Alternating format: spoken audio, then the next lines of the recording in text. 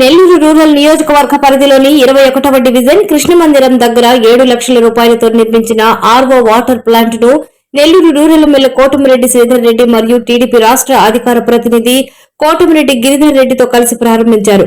కూటమి ప్రభుత్వం అధికారంలోకి వచ్చాక ముఖ్యమంత్రి చంద్రబాబు నాయుడు నాయకత్వంలో రాష్ట్రమంతటా అభివృద్ధి పనులు ఊపందుకున్నాయని ఎమ్మెల్యే కోటమిరెడ్డి శ్రీధర్ రెడ్డి అన్నారు. 21వ డివిజన్ అభివృద్ధికి 3,14,00,000 రూపాయల నిధులు కేటాయించామన్నారు.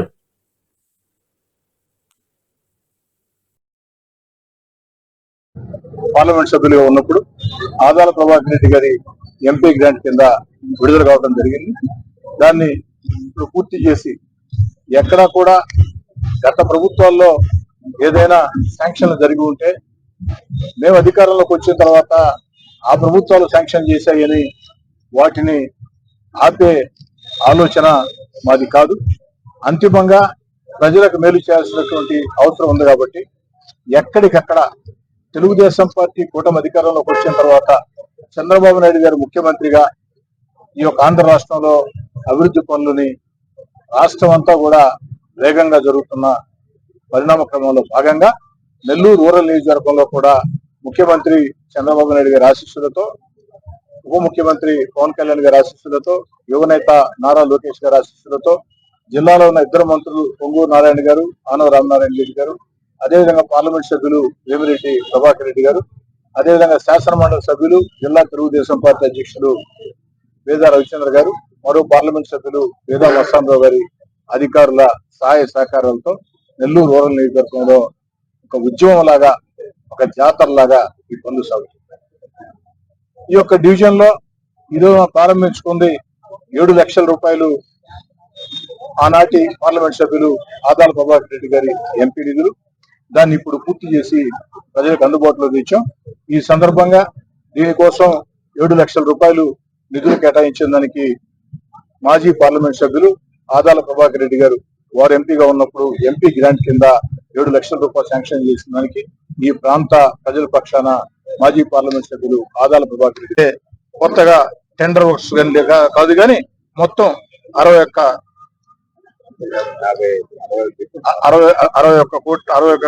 లక్షల రూపాయలతో ఈ యొక్క డివిజన్ లో పనులు ఇంకా సాగుతూ ఉన్నాయి.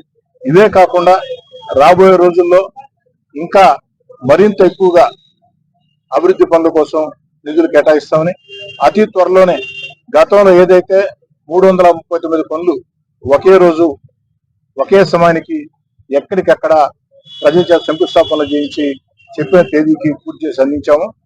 రెండో విడత కూడా అదేవిధంగా 240 పనులు పూర్తి చేసి అందించాము.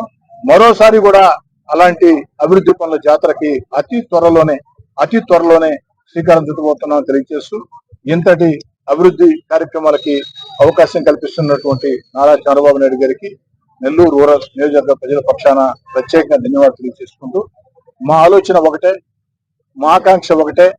ఇప్పుడు ఎన్నికలు లేవు, మరో మూడేళ్లు ఎన్నికలు రావు. ఎన్నికలు లేని వేళ, ఎన్నికలు రాని వేళ ఎక్కడికక్కడ ప్రజలందరూ కూడా పార్టీలకు అతీతంగా, కులాలకు అతీతంగా, మతాలకు అతీతంగా అందరూ కలిసికట్టుగా ఆ ప్రాంత అభివృద్ధి మీద దృష్టి సారించాలని చెప్పని కూడా విజ్ఞప్తి చేస్తూ ఉన్నా. నెల్లూరు రూరల్ నియోజకవర్గంలో అదే రీతిలో ముందుకు సాగుతున్నాం. ఎక్కడా కూడా రాజకీయ కక్షలు, రాజకీయ వేధింపులు, రాజకీయంగా ఏదైతే చిన్నచూపు చుట్టం అలాంటి ధోరణి కాకుండా కలిసి వచ్చి అందరినీ కలుపుకొని, నేను మళ్ళీ కూడా చెప్తూ ఉన్నా, అభివృద్ధి కార్యక్రమాల సాధనలో ఆ పార్టీ ఈ పార్టీ తేడా లేకుండా కలిసి వచ్చే ప్రతి ఒక్క పార్టీని కలుపుకొని పోతాం. దాంట్లో రెండు ఆలోచన లేదు. ఎన్నికల వేళ ఎవరి జెండాలు వారి, ఎవరి అజెండాలు వారి, ఎవరికి నచ్చిన అభ్యర్థికి వారు ఓటు వేసుకోవచ్చు. ఎన్నికలు లేని వేళ అందరం కలిసికట్టుగా ఒక్క తాటి మీద ఉంటేనే ఆ ప్రాంతాలు అభివృద్ధి చెందుతూ ఉన్నాయి. ఆ రీతిగా నెల్లూరు రూరల్ నుంచి ముందుకు సాగుతూ ఉన్నాం. దీనికి ఉదాహరణే ఇటీవల పుట్టేపాలెం కలుజు మీద ఆ బ్రిడ్జి శంకుస్థాపన చేసినప్పుడు, ఆ పుట్టేపాలెం కలుజు మీద ఆ బ్రిడ్జి శంకుస్థాపనకి కేవలం తెలుగుదేశం, జనసేన, బీజేపీ నాయకులే కాకుండా సిపిఎం, సిపిఐ, కాంగ్రెస్ కలిసి వచ్చే ప్రతి రాజకీయ పార్టీని ఆహ్వానించడం జరిగింది. అదేవిధంగా ఈ యొక్క అభివృద్ధి కార్యక్రమాల్లో ఏదైతే మాకు ప్రధాన ప్రత్యర్థి ఉన్నారో వైఎస్ఆర్ కాంగ్రెస్ పార్టీని కూడా కలుపుకుని వెళ్ళడానికి అభివృద్ధి కార్యక్రమాల విషయంలో మాకు ఎలాంటి అభ్యంతరం లేదు. కాబట్టి అందరూ కూడా కలిసి రమ్మని చెప్పని స్వాగతిస్తూ ఉన్నా.